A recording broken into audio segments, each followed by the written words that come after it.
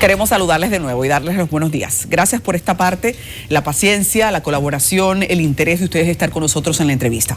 Habíamos anunciado antes de la pausa que el año 2019 terminó con una tensa agenda de feminicidios y violencia social, especialmente esa violencia de familia que tiene una caracterización y es ahora objeto de muchos estudios y críticas. Así que hemos invitado a un asesor en la materia. Hemos llamado aquí a Carlos Campillo, que es el coordinador de políticas de masculinidad para igualdad de género del Ministerio de la Mujer. Buenos días, Carlos. Buenos días, hola, ¿qué tal? Gracias por invitarme a este programa.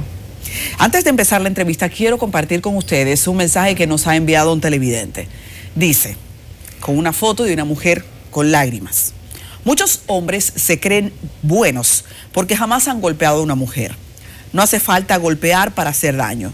La infidelidad duele. Los insultos duelen. El silencio y más mentiras duelen. No hay nada más peligroso que un hombre cruel fingiendo ser una buena persona. Gracias por el mensaje, es muy sensible y real. Vamos a entrar en materia entonces, porque sabemos que hay muchas instituciones ahora lidiando con el tema de educar a la sociedad, con el tema de la violencia de la mujer. A mí me hubiese gustado, yo creo que preferiría, sería más efectivo para el país, que todas estas políticas estuviesen unificadas en un único programa integral. Sin embargo, tenemos un programa en la Procuraduría, otro en el Ministerio de la Mujer, otro por allá y por acá. Hablemos de este, que es lo que el Ministerio de la Mujer está haciendo para educar a los hombres en materia de una nueva masculinidad. Es un programa que encabeza, así que de inmediato queremos saber, para comenzar, de qué se trata. Bueno, iniciando con el comentario sobre la importancia de que estas políticas estén unificadas, por ejemplo, en el ámbito ya de masculinidad, de que son estas políticas básicamente enfocadas a hombres en tema de igualdad y equidad de género, y que por ende el tema de la violencia es un tema de igualdad y equidad. Nosotros tenemos un espacio que se llama la Mesa de Masculinidades, que es un espacio como que estamos formando, que participan diferentes instituciones, no solamente gubernamentales, sino entidades públicas, entidades privadas, universidades, ONGs, etcétera, que estamos tratando como de por ejemplo, de impulsar como algunas acciones en conjunto. Yo creo que alguna vez es como un poquito difícil porque tenemos todavía esta cultura como de caciques regionales, que todavía es un poquito como complicado poder hacer acción en conjunto. Un patriarcado como exactamente. arraigado a la sociedad. Yo creo que el patriarcado también se refleja también en las mismas acciones de las políticas como la estamos viendo. Pero básicamente las políticas de trabajar con hombres son nuevas en nuestro país. Comenzaron trabajándose a través de la sociedad civil, principalmente ONGs que estaban respaldadas por la cooperación internacional, principalmente la cooperación alemana o española en los años 90. Pero a partir como de las últimas décadas en Latinoamérica hay como una línea de trabajo hacia hombres, y entonces esta gestión de Yanel Camilo se ha dado como esa prioridad de trabajar con los hombres, porque si analizamos el tema de la violencia, a pesar de que es una temática que sufren las mujeres, en realidad es un problema de nosotros los hombres, de cómo la sociedad nos cría a nosotros, cómo nos educa, cómo nos moldea dentro de una sociedad violenta, donde está totalmente normalizada cualquier expresión de violencia. No solamente esas expresiones visibles de violencia física, sino cuestiones estructurales, cuestiones que se encuentran sumamente normalizadas. Carlos, dime algo. Hay quienes establecen, y bueno, eso se vincula mucho al estudio de la violencia familiar, el feminicidio, que el desarrollo de la mujer, el relanzamiento de la mujer ahora como profesional, como persona, como individuo, sus nuevos derechos adquiridos, que siempre estuvieron ahí pero no se daban por sentado, esa individualidad, ese derecho a yo puedo decir que no, aunque a ti te moleste, es base de los feminicidios, de esa violencia del hombre. Sin embargo, quisiera preguntarte qué abordaje le dan ustedes, porque el hombre antes de que la mujer se relanzara era un gran violento también. El machismo, el patriarcado, lo que pasa es que sus golpes ocurrían en silencio, no trascendían a una corte, no trascendían a una denuncia, la mujer era golpeada y agredida igual o tal vez de una forma más cruel. ¿Qué se puede decir? ¿Es realmente esa nueva, ese feminismo, esa búsqueda de la superación de la mujer parte de toda la historia? Yo creo que totalmente lo contrario. O sea, yo creo que el feminismo ha ayudado que se visibilice la violencia de las mujeres como un problema social. Y la violencia hacia las mujeres siempre ha existido en la historia. O O sea, porque la violencia hacia la mujer es un castigo social. No es un fenómeno de la modernización. Es un castigo que siempre a las mujeres siempre se le ha castigado por el hecho de ser mujeres. En casi todas las culturas, en casi todas las sociedades. Inclusive la violencia evoluciona. O sea, estamos hablando del siglo XXI, pero hoy en día estamos hablando de violencia cibernética. Si vamos a países, aquí hay unos altísimos índices de violencia hacia las mujeres, pero todavía en el pleno siglo XXI las mujeres siguen luchando por el derecho a aprender a leer y escribir. O alguna zona, por ejemplo, de África, miles de mujeres mueren porque se le eliminan sus genitales, sus clítoris, para no tener placer sexual. Venimos una sociedad, el patriarcado se encuentra muy profundo en la manera de pensar y de actuar, y yo creo que el feminismo como movimiento de liberación social que surge en el siglo XVIII con la Revolución Francesa ha contribuido bastante en el tema de derechos humanos y a visibilizar, porque a pesar de que en República Dominicana tenemos una enorme tasa de violencia hacia las mujeres, pero aunque estas tasas y esas cifras de denuncias, que me parece que el año pasado fueron más o menos 97,000 denuncias de violencia, es un aspecto positivo, porque esto significa que la sociedad tiene un reconocimiento de que esto está mal. Y déjame decirte que en realidad estas no son todas las denuncias, porque en promedio una mujer puede durar más o menos 7 años para imponer una denuncia. O sea, increíble. Y estamos en un proceso, porque todavía hoy en día la violencia está sumamente normalizada, pero yo creo que estamos avanzando como sociedad. Y yo creo que tanto las mujeres como los hombres, el feminismo es un movimiento incluyente, no solamente por parte de las mujeres, sino por parte de los hombres, porque también libera a los hombres de esa carga que el patriarcado también hace a la vida de los mismos hombres. Me encanta ese enfoque.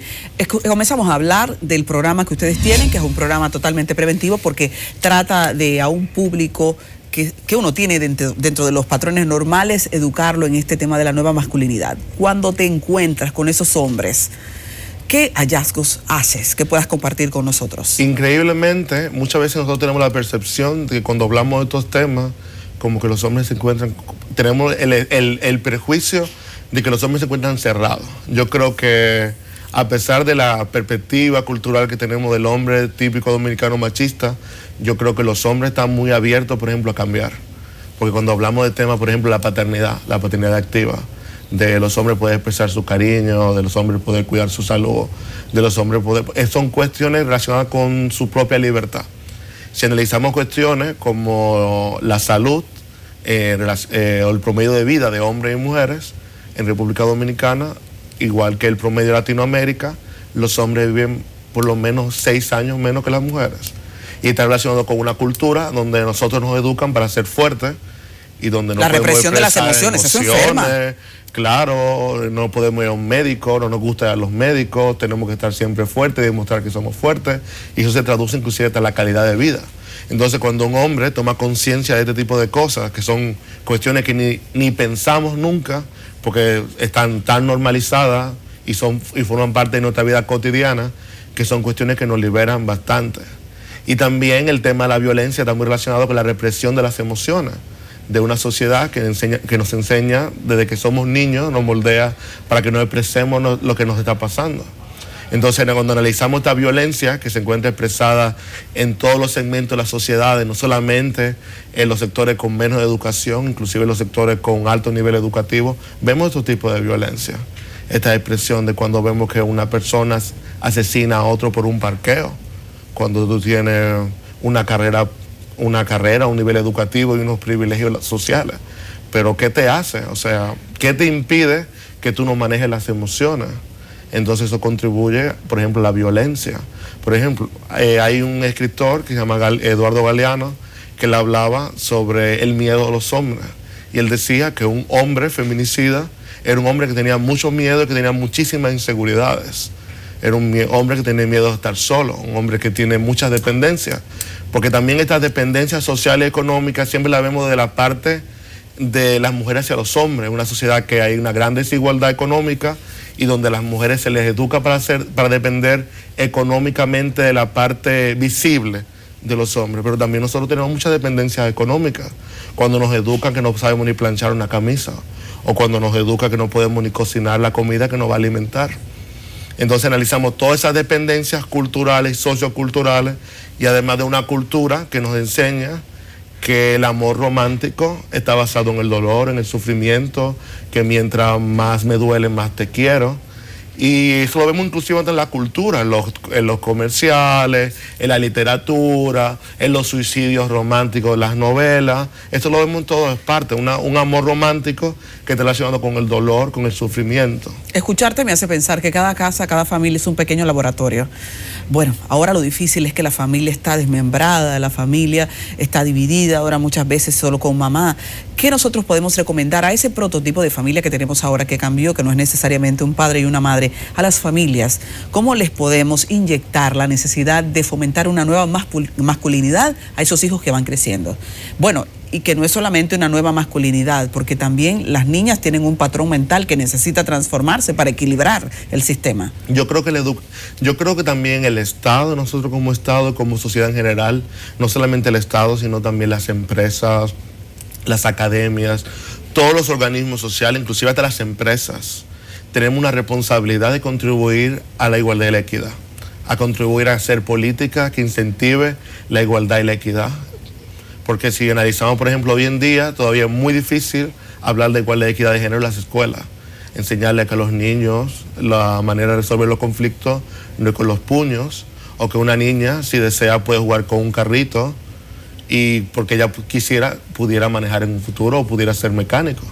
Entonces tenemos que trabajar, yo creo que es muy importante enfocar esas políticas, porque las familias dominicanas son el resultado de una cultura que, si analizamos la cultura dominicana, hace 70 años las mujeres ni siquiera tenían derecho al voto. Venimos de una sociedad donde, aunque han habido enormes avances en temas de derechos de las mujeres, pero venimos de una sociedad sumamente patriarcal, donde los mayores de los privilegios siguen siendo para algunos hombres, ni siquiera para todos los hombres. Tenemos un régimen de tiranía todavía ahí detrás de la oreja. Y dime algo, ustedes están trabajando a solicitud de cualquier empresa, institución, grupo religioso, social, cualquier junta de vecinos que desee que un equipo del Ministerio de la Mujer vaya a dar una charla a su comunidad, a los hombres. ¿Se dirigen a los hombres o a la familia completa en estas charlas? ¿Cómo funciona? Nosotros tenemos metodologías distintas, o sea, trabajamos con grupos mixtos, pero también tenemos metodologías de trabajo solamente con hombres. Hemos trabajado con colectivos los más diversos, con iglesias, con estudiantes universitarios, hemos trabajado con asociaciones de agricultores, con empresarios. Estamos abiertos para trabajar con todos los colectivos. Yo pienso que falta mucha educación, y yo creo que, por ejemplo, una de las fundamentos que tenemos en el Ministerio de la Mujer actualmente, ese enfoque de la educación como un elemento de transformación social. Claro que dentro de nuestras limitaciones, porque tenemos que recordar que el Ministerio de la Mujer sigue siendo un ministerio con poquísimo presupuesto, porque todavía el tema de igualdad y equidad, no solamente en la República Dominicana, yo creo que desde una perspectiva de esa política patriarcal, no he visto como una prioridad. Y entonces muchas veces las políticas siguen siendo muy limitantes, siguen estando limitadas. ¿Qué alcance tienen ustedes ahora mismo con esto? Tenemos un alcance nacional. Trabajamos estamos tratando de trabajar con todo el alcance que podemos dentro de nuestras limitaciones. Pero es fundamental que comencemos a trabajar en conjunto, porque no solamente desde el Estado central, sino que también los ayuntamientos también puedan hacer un buen uso, por ejemplo, de esos presupuestos sensibles al género que dice la ley. También que las empresas privadas también contribuyan a educar a sus empleados también estos temas como parte de sus acciones de responsabilidad social. Que las academias también impulsen el tema de las investigaciones, porque no se puede hacer políticas públicas si no existen datos, si no existen sistematizaciones, si no siguen investigaciones. Entonces es algo en conjunto que tenemos que desarrollar la sociedad.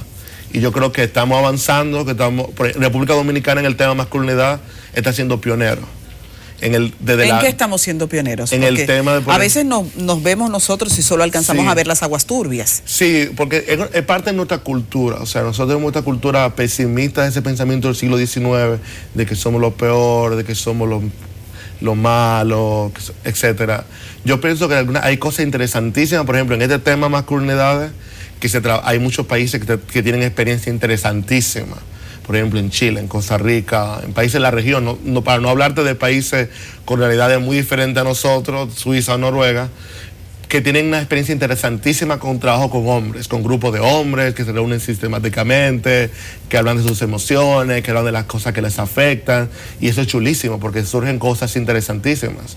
Pero esas se basan principalmente de la sociedad civil.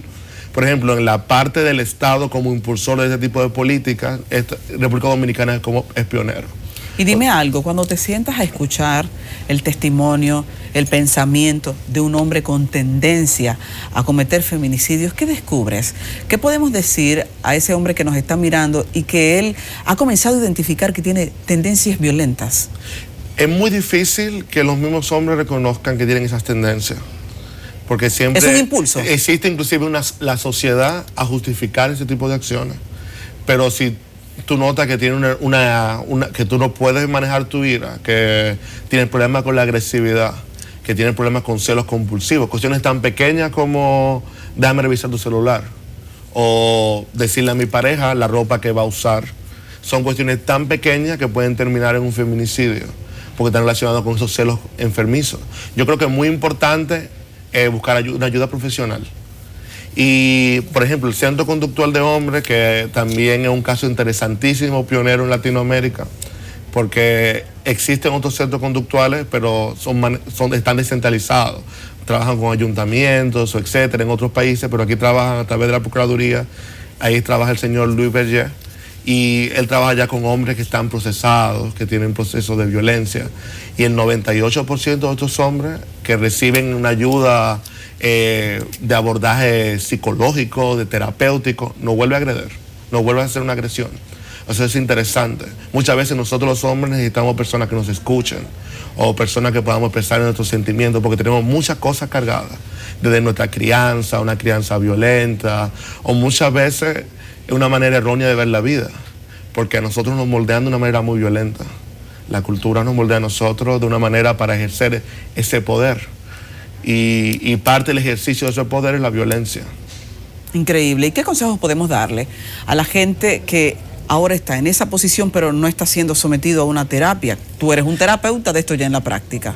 Yo creo es muy importante que aparte de la terapia, porque has dicho que vaya a terapia, pero ¿qué consejos prácticos puedes muchas veces para una misma persona es muy difícil reconocer que tiene estos problemas. Y es interesante que si, por ejemplo, en el ambiente de trabajo, si tenemos un compañero que, por ejemplo, está haciendo acciones de acoso, por ejemplo, en el ambiente laboral, o que tenemos un compañero de estudio que vemos que tiene acciones violentas, o en el ámbito familiar, un hijo, un hermano, la propia pareja, que vemos que está haciendo acciones violentas. No solamente acciones, ya estas acciones que consideramos brutales de estos casos de violencia, sino acciones pequeñas, estos micromachismos, decirte, oh, vas a salir con esta ropa, oh, déjame revisar tus redes sociales para ver con quién tú hablas, oh, no te puedes juntar con esta persona. Estas son acciones que ya una persona que está teniendo esta tendencia necesita buscar ayuda. Y yo creo que es muy importante que estas personas, que son personas dentro de su círculo de confianza, comiencen a socializar, decirle, mira, tú necesitas hablar con una persona, tú no estás bien. Y también, si hay un caso ya de una situación de violencia, hay que denunciar. Y es muy importante denunciar. Es muy difícil denunciar porque cada persona vive una situación compleja. Muchas veces, pero es muy importante denunciar cuando ya están pasando situaciones de violencia que ya están pasando de cuestiones micro. Entonces es muy importante denunciar, porque uno de los principales problemas de nuestro país y a nivel también global es que, por ejemplo, un proceso, una víctima puede durar hasta 7 años para denunciar a su agresor, aunque esté sufriendo terriblemente. Se queda invisible por mucho tiempo el problema. Claro, se encuentra invisible, y no solamente que cuando se socializa la violencia, tenemos una persona, una amiga, un amigo, un familiar, y nos está pasando este tipo de situación, muchas veces se culpabilizan a las mujeres víctimas. Se dice, no, te está pasando esto, pero tú eres la culpable de esta cosa que te está pasando. O cómo tú le vas a hacer esto a esta persona, pero esta persona es el papá de tus hijos, esta persona que te mantiene económicamente. Y no solamente eso, denunciar a un agresor, aparte de que todavía es un delito que ocurre en un ámbito íntimo, privado, es un delito que ocurre en un ámbito privado, pero que tiene un impacto público enorme. Y todavía la sociedad considera que es algo dentro de marido y mujer, que nadie debe meterse en eso. Terrible criterio que se ha alimentado por mucho tiempo. Dime algo, Carlos, si cualquier persona que nos está mirando, cualquier grupo social, quiere que ustedes vayan a su comunidad y compartan un entrenamiento, una capacitación a sus hombres, a sus mujeres, a sus familias, ¿a quién tienen que dirigirse? Bueno, pueden llamar al número del Ministerio de la Mujer, a la extensión de la Dirección de Educación, y nosotros podemos llevarles un programa de capacitación. ¿Gratuito? Totalmente gratuito. Y también, si está pasando una situación de violencia, puede llamar a la línea mujer, al 911. Ahí mismo se refiere a la línea mujer para ya denunciar casos de violencia. Es muy importante denunciar. Y yo sé que muchas veces es difícil porque venimos de una cultura que dice, bueno, esto no es tan malo, esto es un problema de marido y mujer, pero esto es una cuestión terrible. Si analizamos la cantidad, por ejemplo, de niños huérfanos por feminicidio que existe en nuestro país, que son miles. Nosotros, el Ministerio de la Mujer, el año pasado hemos tenido miles de mujeres que se encuentran refugiadas en casas de acogida. Aquí la violencia de género deja más personas refugiadas que cualquier catástrofe natural, considerada natural. Increíble. Por una cuestión cultural relacionada con el amor romántico que tenemos en nuestra sociedad, relacionada con esa idea de poder y esa idea de jerarquía social. Carlos, quiero agradecer muchísimo que hayas venido aquí temprano y que nos orientes de esta manera, y también respaldar el programa del Ministerio de la Mujer que está llevando esta orientación gratuita a diferentes comunidades. La gente puede llamar y solicitar este servicio que es salud. Este sí es un trabajo que vale la pena, vale muchísimo la alegría, el poder ayudar a la gente que todavía no ha caído en el pecado de la violencia material, de ejecutar un acto de violencia. Que eduquemos a la gente, que eduquemos a las familias. Este es un cambio que tiene que seguir creciendo. Y muchísimas gracias por abrir este espacio, y estamos a sus órdenes en el Ministerio de la Mujer. Llamen, señores, llamen, soliciten que sus comunidades se eduquen a tiempo, que se eduquen. Este es un favor temprano que podemos hacer en este 2020 a ese problema social que tanto nos preocupa. Así despedimos a Carlos Campillo, coordinador de políticas de masculinidad para igualdad de género del Ministerio de la Mujer. Carlos, muchísimas gracias. Gracias. Vamos a una pausa.